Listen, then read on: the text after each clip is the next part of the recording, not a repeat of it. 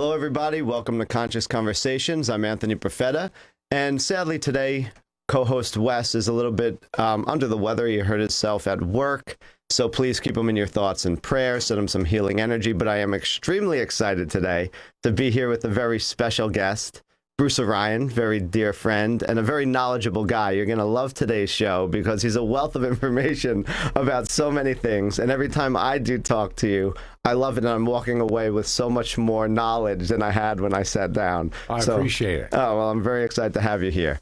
Well, it's so fulfilling when someone actually listens and is interested. You know, like sometimes I'm amazed like how little people are interested in stuff that I think is absolutely profoundly fascinating. Yes, and as I said, you are a wealth of information, and we can have you probably on the show a million times and never run out of things to talk about. But today, we decided to talk a little bit about something you are very well-versed in, very knowledgeable of, and that's astrology. And the topic today is astrology and its usefulness. But before we do get into that topic, just for our listeners and watchers that might not know you, how about you just share a little bit of your background? Well, starting with astrology, because I started studying astrology when I was 17 years old, and that's 50 years ago. It's amazing. My mother was very open-minded and very intelligent, and she would read everything, and I'd grab stuff she was reading, you know? And I was absolutely blown away by astrology because I was reading a book called Linda Goodman's Sun Signs, which is probably the best-selling book on astrology ever written. And I was absolutely blown away by how well they described my mother and father. How could I deny what they were saying? Because it was them, you know? Right. But when it got to me, I said, you know, it doesn't really sound that much like me. Some of it. Okay. But in that book, they said there was a lot more to it than just your sun sign. Right. So I managed to get a hold of this big tome called The Astrology Maker and Delineator. Okay. And in those days, you had to be able to do trigonometry and geometry and all this to actually create an astrology chart. To make the chart, yeah. But I was good at that stuff. Okay. So I did. And then I was blown away at how accurate they were describing me. Wow. It was incredible. And so then it became a hobby. Okay. Well, what makes my sister tick? Hey, I'm really attracted to that girl. I wonder if she knows what her birth time is. Because I want to know, I want to be forewarned. Yes, yes. You know, it didn't always work. Right. Not because astrology didn't work, but because I might have been attached to the answer. You know? Yes, and wanted something. Yeah, exactly. I get it. So that started to evolve, and then I was studying martial arts. I was really lucky to study with a 10th degree black belt. Wow. And fairly early on, somebody picked a fight with me on the absolutely worst day they could have. Okay. And he ended up in the hospital. Oh, no. And I felt so terrible. And I said, I don't really want to hurt people. I want to help them. And so then I started throwing myself into the study of psychic healing. Okay. Because I believed in that stuff, and I believed in mystical, all of it, the secret societies. And so I started studying then the secret societies, and because they were keeping the occult knowledge alive through all of history. Right, all the time. Especially through the oppression of the Catholic Church during the Middle Ages and the Inquisition and all of that? All of it, right. Right. That's why they came up with secret handshakes and code words. And that was one of the reasons they did that, you know, to protect each other. Right. But it was also, it gave them a major edge over everybody else. Okay. Because the metaphysical teachings were causing them to raise the potential of their consciousness. Right. And so while everyone else is running around pushing about 30 watts through their light bulb, these guys are pushing 60. And so you found them on the very highest levels of economics and politics and business and finance and art and everything. Absolutely. Yes. Right? Yes. So I started studying all of that in their history as well. And then I got in a relationship that didn't go well. Okay. Which is a great learning experience. Some of the best through relationships. And I heard about a place called the University of Trees, which was called the School of the Heart. Okay. And I said, I need that. And where was that? And it was in Santa Cruz, in the Santa Cruz Mountains. Okay. And so the man running the place was a man named Christopher Hills, who was a genius on a level that was mind-boggling. Right. And I got lucky enough to work with him. Very nice. I call those 2 years the refiner's fire. I'm proud of myself for sticking through it because unbelievable the confrontations on your ego. Okay. Yes. But I was committed to it, Good. you know? Yeah. And so that's what I've been doing. So I was doing astrology for many years. I moved to Sedona 35 years ago. Yes, I know you lived there for quite some time. That's 25 years. Okay.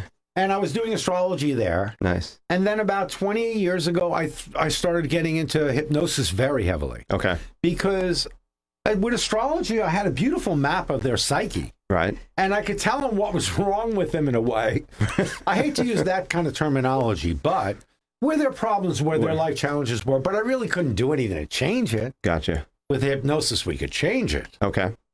Because what we started to discover was that when you're born, when you take your very first breath, that it's almost like your subconscious mind is a supercomputer.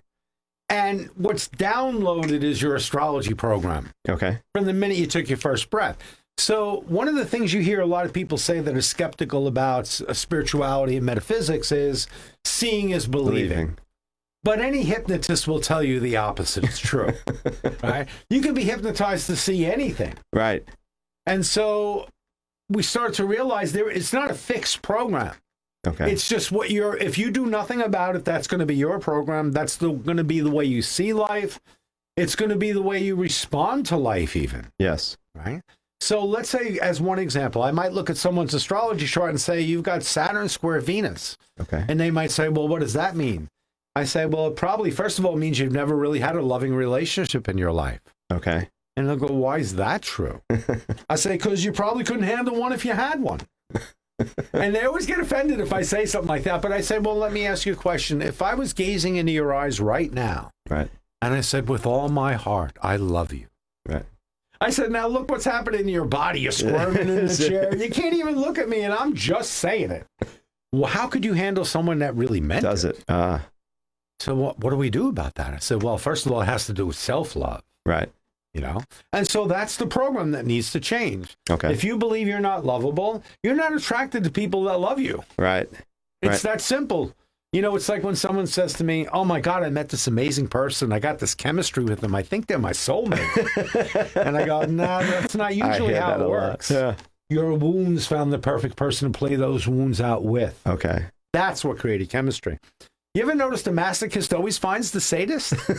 I've been on the planet a long time. I've dated a lot of people in my life. I've never knowingly met either one.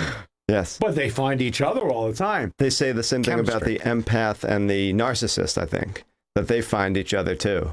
The person with low self-esteem will always find the abuser. Okay.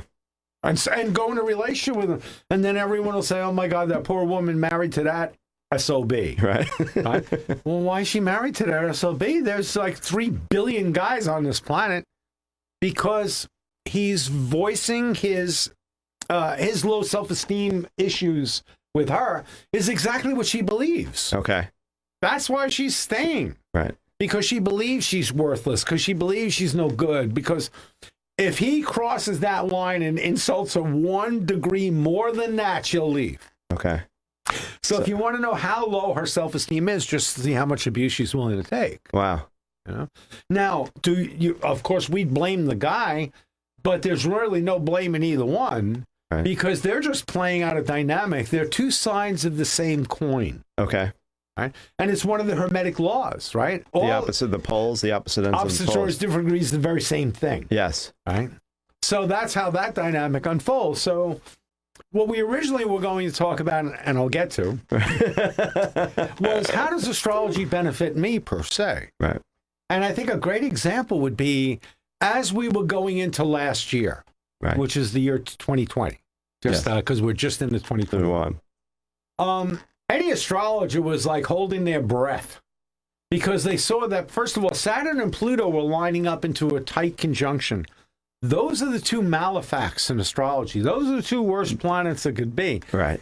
If you adjusted for the Vedic computations, sidereal computations, which we don't even need to talk about right now. Okay. That was at 1 degree of Capricorn. So Capricorn rules governments. Okay. So Saturn is restrictions, control, fear. Pluto rules the unconscious or the underlying covert power that's ruling everything, really. Those 2 planets lined up right on the border of governments, control, and everything else. Wow. And everybody just took a deep breath that knew that was going to happen. I personally guessed more of a big Third World War. Okay. Wow. Well, in some ways, some people think that we are sort of in the midst, but it's more psychological that this war is happening rather than actual conflict of armies. So that's interesting that you play that out. But I think we need to take a quick break here. Thank you so much. I'm enjoying this conversation. I look really forward to continuing it when we come back. So please stay tuned after this. Welcome back to Conscious Conversations. I'm Anthony Profeta. I'm here having a wonderful discussion on astrology with the very well-respected, well-known, and very intelligent astrologer, Bruce Orion. Now, Bruce, I have a couple of questions for you because my understanding of astrology is actually quite limited. I did dabble in it a little because I became very fascinated with astrology when I began to study the work of Carl Jung. And Carl Jung was, if you read some of his books like Ion and many others, was really fascinated by it. He actually said at one point in his life that if he had 10 years to live, he would spend those last 10 years of his life studying astrology. Oh, I didn't know that. I knew of another thing he said, but not that one. That's great. So yeah, it really was. And that motivated me to get into it a little bit. But I know that there are many different astrological systems out there. And I know that it was utilized by many great ancient civilizations, such as the Hindus who had Vedic astrology, the Chinese with their astrology. I also know that I believe, correct me if I'm wrong, but Western astrology actually comes really out of more of the Middle Eastern, like the Sumerian, Babylonian, Persian, Egyptian right. sort of understanding. So when people hear like Vedic astrology and Western astrology, could you maybe just give a little bit of the difference between the two? And also, you mentioned this thing about degrees. Okay. And I really know nothing about what degrees of astrology are. First of all, we would say the degrees just like there's 360 degrees in a circle. The circle's divided by 12. Okay. So every sign has 30 degrees in it. Okay. So we want an exact placement of each planet because when planets are, let's say, separated by 180 degrees or 90 degrees or 120 degrees, they go into aspect with each other, which means that they're in relationship to each other. Okay. Like if Saturn, let's say, was at 90 degrees and the sun was 90 degrees separate from that, those two planets are squared each other, which means they don't function separately. Okay. That particular configuration is not a positive one, right? And so let's say that person was an Aries. They could be, you would assume they would be very spontaneous, very impulsive, very high energy, get bored easily. Okay. But if Saturn was squaring that sun, they wouldn't be like that at all. They'd be much more inhibited, much more self-controlled, much more insecure. Okay. So each one of the planets can be impacting other planets, changing the dynamic.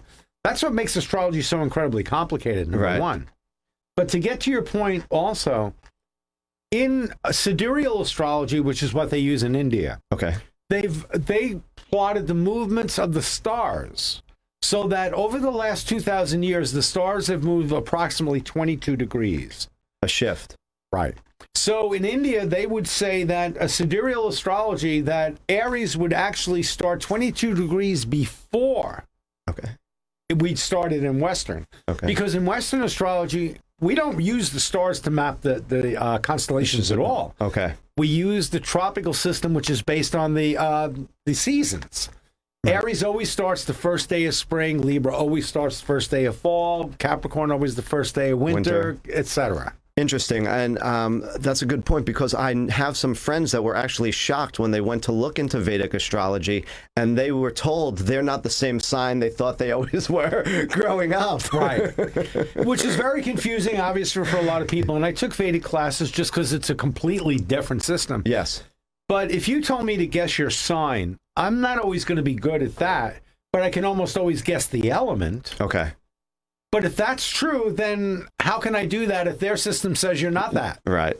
My experience is Western astrology is phenomenally accurate in terms of mapping psychology. Okay. Yes. And mapping the way you move through life and the way you see things. And that upholds exactly what Carl Jung said. He said that astrology was a wonderful way to map the psyche of people.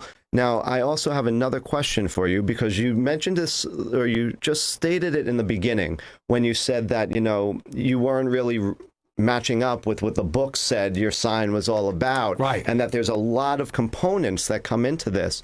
Now, again, please correct me if I'm wrong, but I believe there's sort of like, in some essences, a trilogy of like a person in which most people only think of their sun sign. But if I'm understanding this correctly, the sun sign is like what they are. But then the moon comes into play, and the moon is like their emotional inner world. But then there's also an aspect called the ascendant or the rising sign. And isn't that sort of like the personality or the mask we show to the world? Yes. Okay.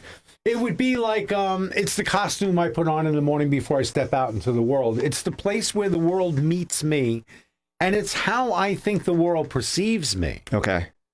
May not be me at all. And you might know people like that, so that's not too far of a stretch. But the moon is how I feel about things, my emotional reaction to things. Okay. Like if I had the moon in Sagittarius, I'd be really optimistic. If it shifts in the Capricorn, I'm very pessimistic. If it's in Aries, I'm very spontaneous, right? If I'm in Libra, I don't really, I'm going along with whatever. Right.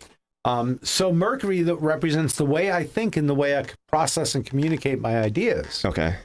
Venus, my concepts of love and affection, how I express affection, what my concepts of femininity. Okay. Right? Mars, my concepts of masculinity, how I assert myself in the world. Jupiter, where I feel lucky. Saturn, where I'm afraid. Uranus, where I'm rebellious. Neptune, where I'm creative or delusional. Pluto, where I'm compulsive. Right. So the one thing that Carl Jung also said is he thought that astrology would contribute a great deal to the study of psychology. Yes. Although he doubted the opposite was true. Yes. He said that. Right? Yes, he did. I know that quote. The ironic thing is astrologers took psychology and ran with it. And psychologists are all like poo-pooing astrology, like you can't be naive enough to believe that, which is really one of the biggest issues I have with scientists. Right. I call them the priests of the Aquarian age because they're the ultimate authority on what is or is not true, right? Yes. Now, I love where you're going and what you're stating right now, because I know that Jung was a firm believer in that and believed that it could contribute a lot to psychology. For some reason, Jung got very mystical and was sort of like ostracized by many within that community. But my question to you is, astrology to many ancient cultures was revered. I mean, it was something taught in very high universities back in the day where it was on par with medicine and astronomy and all the great studies at the time. Architecture, it was the highest. It was highest. It was considered on level with that. Also, many of the great kings and rulers had an astrologer who was like charting everything and deciding and making them help make decisions about what they were going to do. Why do you think it's sort of lost its prominence and many people today only associate it with like the maybe Sunday newspaper horror